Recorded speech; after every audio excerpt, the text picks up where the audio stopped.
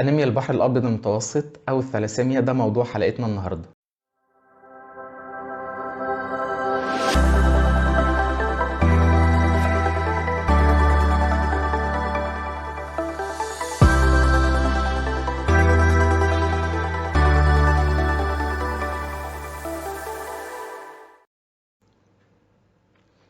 السلام عليكم ورحمة الله وبركاته. أنيميا البحر الأبيض المتوسط أو الثلاسيميا.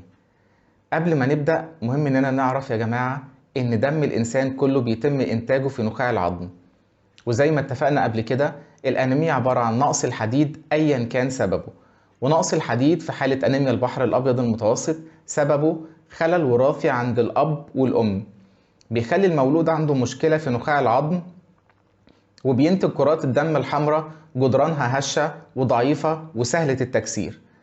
المرض ده مش بيظهر غير لو كان الأب والأم حاملين للمرض. يعني إيه جملة حامل للمرض دي؟ حامل المرض يعني عنده المرض بس مش متأثر بيه، علميا عنده جين واحد من المرض بس. طب إمتى الأنيميا بتظهر؟ بتظهر لما أب عنده جين المرض يتجوز ست عندها جين المرض ويخلفوا عيل عنده 2 جين من المرض.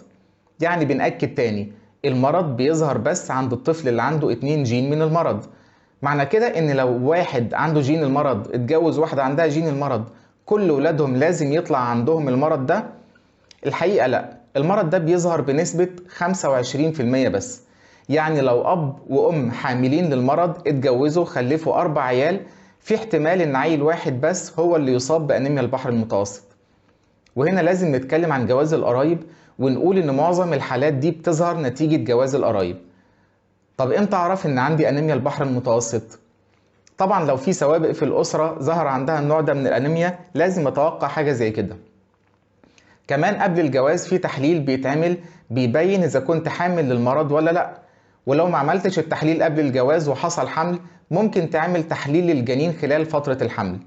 بعد الولادة سهل طبعا اننا نعمل صورة دم وتحليل كهربي للهيموجلوبين ونعرف فيه اصابة ولا لا. طب انيميا البحر المتوسط دي ليها انواع؟ ايوه، هي ليها نوعين. النوع الاول اسمه الفا ثلاسيميا، وده نوع نادر لانه بيظهر في الجنين او في حديث الولادة بس. الطفل ما بيلحقش ينمو فترة كبيرة، يعني في النوع ده الجنين بيموت اثناء الحمل او بمجرد الولادة. النوع الثاني بيتا ثلاسيميا. في النوع ده الطفل بيتولد وما بيكونش واضح عليه حاجة من المرض خالص، بس خلال ال6 شهور الأولى بيكون ضعيف وشهيته ضعيفة، ونقدر نقول سريع الهياج أو ما يعني روحه في مناخيره زي ما بنقول.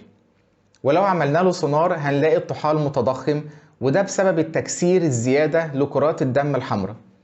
باستمرار نمو الطفل هنلاقي العظم بينمو بشكل مش طبيعي، وده بسبب تمدد ونمو نخاع العظم عشان يعوض النقص المستمر في كرات الدم الحمراء اللي بتتكسر.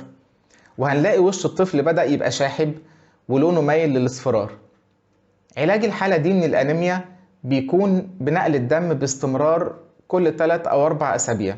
لازم الطفل ياخد كيس دم خلال 3 أو 4 أسابيع باستمرار.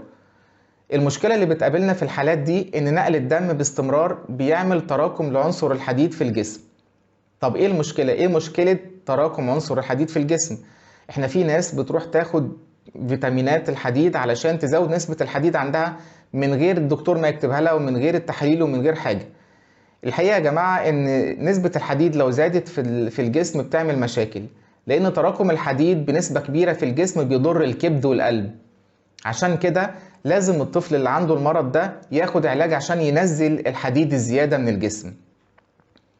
والعلاج ده بياخده الطفل عن طريق مضخة بتضخ العلاج تحت الجلد والطفل نايم.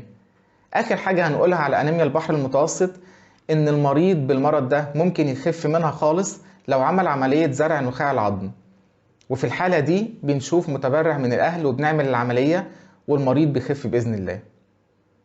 خلصت الحلقة بتاعت النهاردة. لو عجبك محتوى القناة اعمل لايك واشتراك في القناة وفعل الجرس عشان يوصلك الفيديوهات الجديدة على طول، وما تنساش تعمل شير للفيديو عشان غيرك يستفيد. شكرا.